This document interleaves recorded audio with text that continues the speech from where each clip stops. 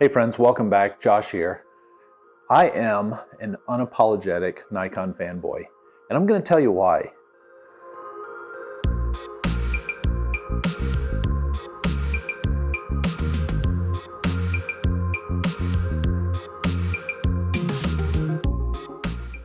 In 2013, when I bought my first camera, I did all the research, and it didn't matter where you looked, if you were on YouTube or if you were reading the DP reviews, the Nikon D3200 was one of the standout cameras.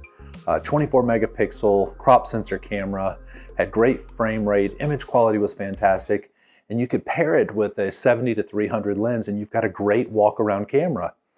So budget wise, it was the camera that made sense for me, and I jumped in with both feet.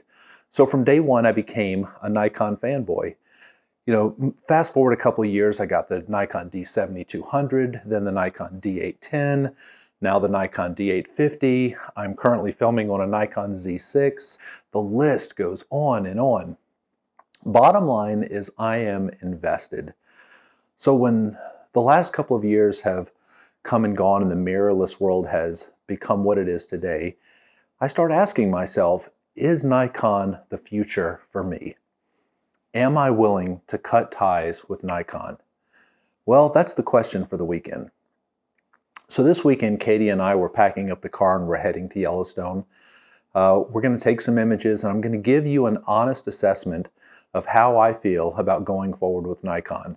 And let me be perfectly clear.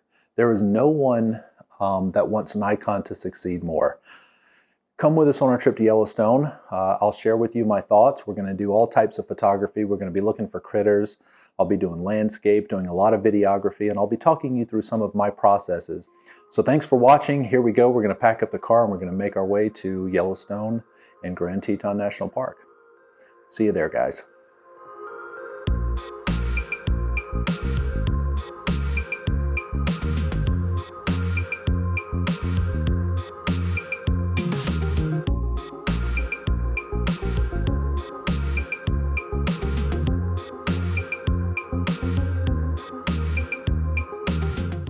Alright guys, we finally made it to Grand Teton National Park. We're staying at a quaint little hotel right at the entrance of the park. So we're going to go to sleep and we will see you guys in the morning. Alright guys, good morning. We are now here in Grand Teton National Park where we are making our way into the park a little deeper. So what we're going to do is we're going to head to the roundabout and we're going to make a right towards Grovant. We're not going to go straight to bears this morning. I think we're going to look for bears tonight in the evening time, and then if we get on them tonight, we'll look again tomorrow morning. But it's, you know, there's just a lot that you pass up on the way to looking for bears.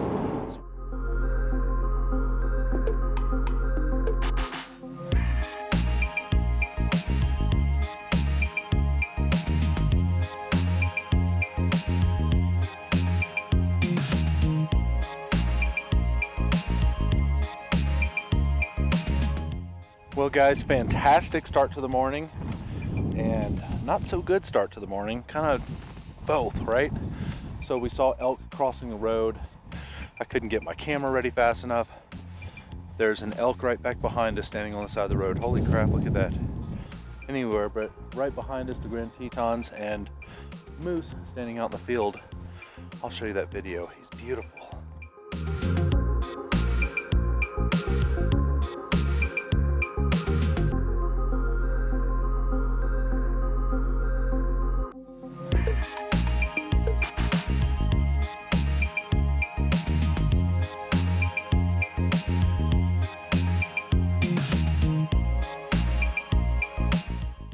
So it's been an awesome morning. We've already seen 6 moose, about 10 elk. Had a meltdown with my camera. Things are going well. We got a long day ahead of us. Some beautiful cloud formations on the top of the Teton, so I'm going to try to get a couple of those shots.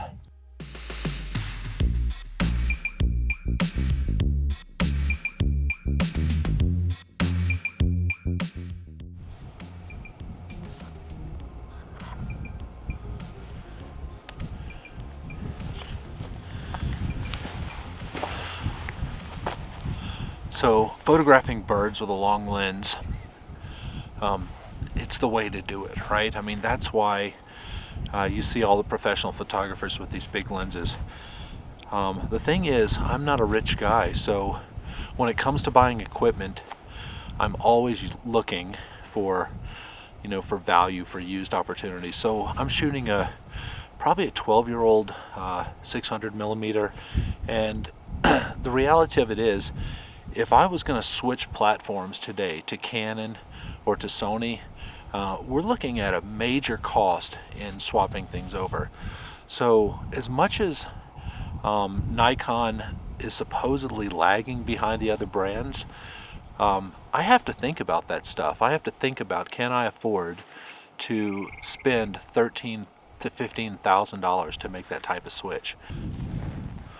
So migrating up from the Nikon D3200 to the D7200, then eventually to the 800 series cameras, the first thing I noticed when I jumped from a D810 to a D850 is the autofocus was fantastic. Now, 4 years ago, you couldn't flip on YouTube or any review where they weren't telling you that the Nikon D850 was the ultimate wildlife lens, wildlife camera.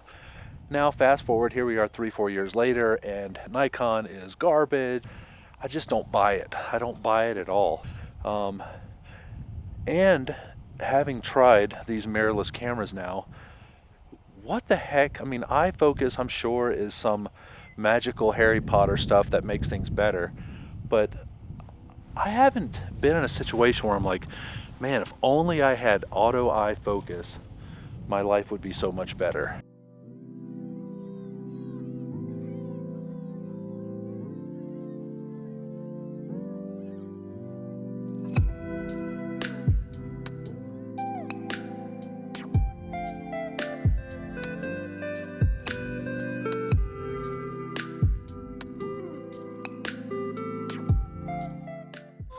So this is one of my favorite areas in the Grand Teton National Park. It's Oxbow Bend.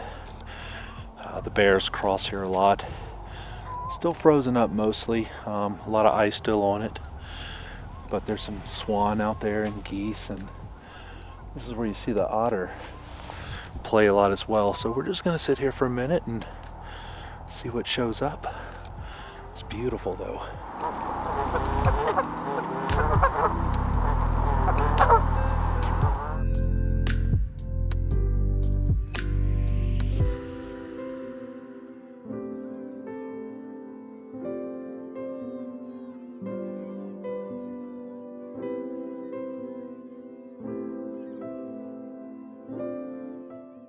So the move to video for me in the last 60 days has been challenging.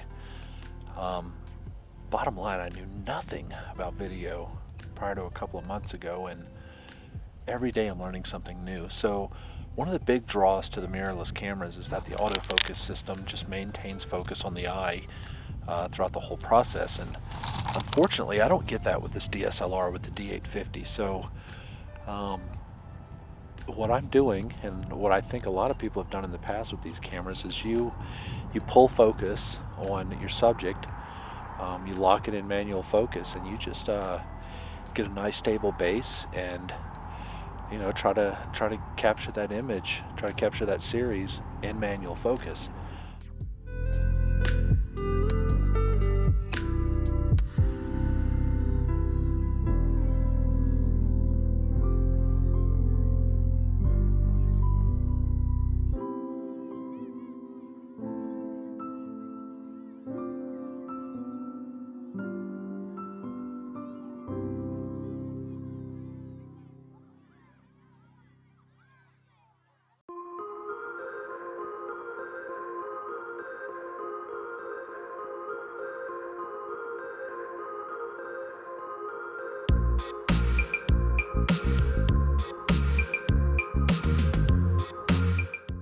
Well, we've been experiencing a lot of road closed signs here in the park. That's one of the downsides of showing up to Yellowstone or Grand Teton National Park for the early season, and that is that you just can't get everywhere.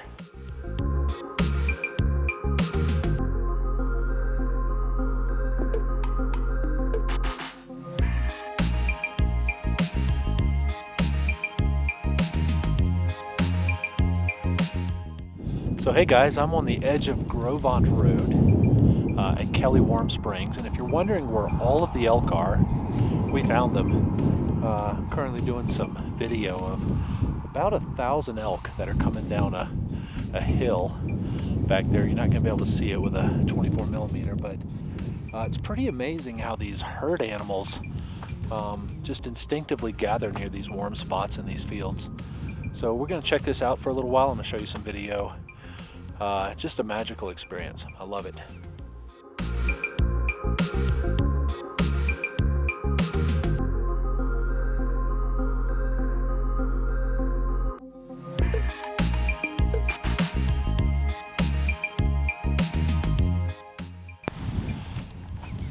So guys, one more thing about Nikon DSLR and video.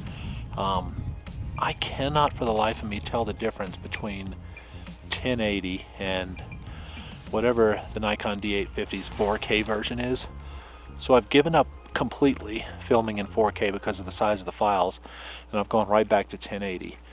Now here's the good news. The video files are beautiful that come out of the D850. The problem is if you're trying to autofocus, going back to a point I made earlier, just give up on it. Use the manual focus, take your time, pull your focus in, and just trust that your eyes are seeing the right thing. Bottom line, 4K on these new Z series cameras is fantastic. Love it. 4K can't tell the difference on the Nikon D850. And if you know why that is, let me know. I mean, maybe I'm overlooking something, I'm missing something, but completely the same in my opinion.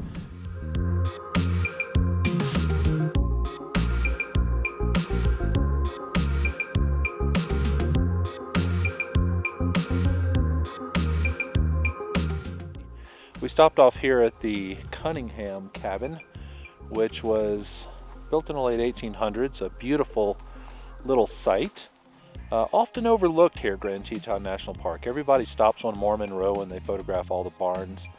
This is a cool little place. Not a lot of cool architecture to it, just a flat little shed, for the lack of better words. But we're gonna see if we can do it some justice. So let's talk about this Z6 for a minute. For all the bad stuff that's been said about the autofocus, I'm going to tell you some good things. Number one, the image quality that comes out of this thing, full frame 24.4 megapixel sensor. The images are beautiful. And if you're doing landscape photography or macro photography, you really don't need this eye autofocus and all that other stuff. So walk with me around the cabin. Let's take a look at some different compositions. Let's see if we can make something cool out of it. And tell me what you think of these images.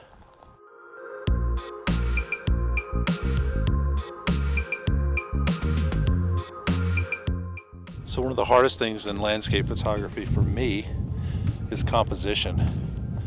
Got this beautiful sky. I like the way the sun's kind of lighting up the tips of the mountain, but if I expose for that, of course everything in the front is a complete shadow. Take a look at a couple of these images. Tell me what you think.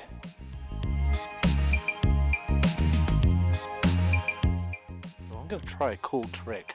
The clouds look so awesome above the mountain, but I don't want to blow out the entire sky. So what I'm gonna do is I'm gonna shoot through this window frame and try to keep the sun from really blowing this sucker out, and see what I can come up with.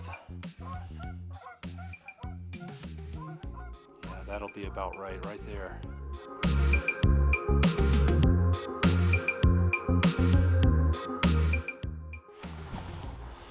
Well, I've been walking around this thing for about 15 and 20 minutes, and the more I do it, the more I realize I need to read some books or watch some videos on landscape photography. I don't know, maybe I'm too hard on myself. It never, in my images when it's done, looks like what I'm imagining in my eye. But that's photography, right? You got the rest of your life to try to figure it out. If you got some pointers, let me know. Look, bottom line, Z6 makes incredible images.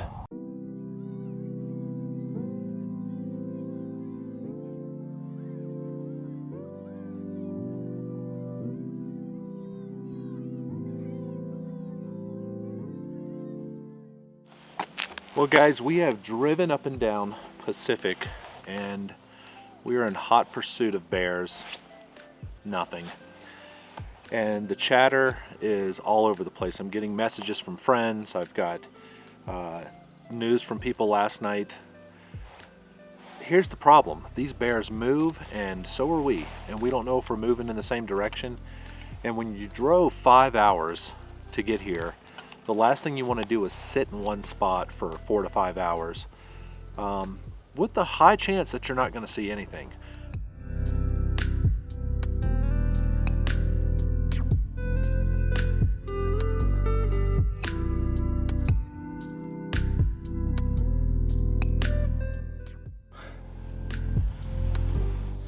He's a freaking squirrel, just a ground squirrel perched in the top of a bush. Who does that?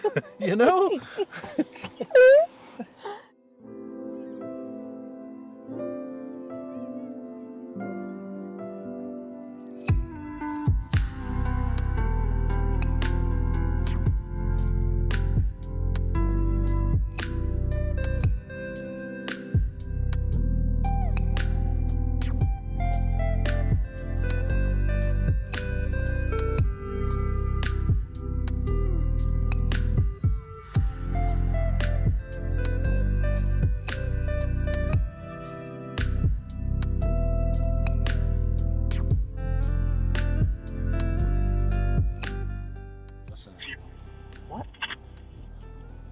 What in the world? Hey Josh, go north from where I am. 610, there with 2 cubs. She's up there. Oh, crud. Are you serious? He Uh-oh. called at 10:21. It's 11:34. It was an hour ago. How did you make not the get trip? that? Because we didn't have a signal. Message. Dang it. So here's what's going to happen. If we go up there, there's going to be a bunch of guys on the side of the road, and we're going to have to find a way to fit in. We're going to have to get the camera set up, and we don't even know how close. How close? How close? I don't even have a signal. Let me see here. More bluebirds. I love the bluebirds. It's almost like I'd rather photograph bluebirds than chase that bear.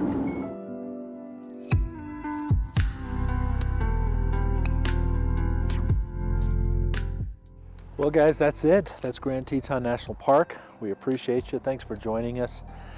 We have circled this park a dozen times looking for bears and no luck. So the sun is high, it's harsh, we're approaching noon. We're gonna hit the road. I hope you enjoyed all the footage of the deer, the elk, the moose. Maybe next time we'll get those bear for you. So a little piece of advice as we're heading out. April 15th is a little early. We recommend probably first or second week of May. A lot of the roads are closed down and we just didn't have the access, not a lot of places to hike, so you're kind of confined to your car a lot of the time. It's absolutely beautiful, it's stunning, it's worth the trip, and we recommend anybody and everybody, if you have the opportunity to come to Grand Teton National Park, make the trip. So thanks again, like, subscribe, and we will see you on the next one.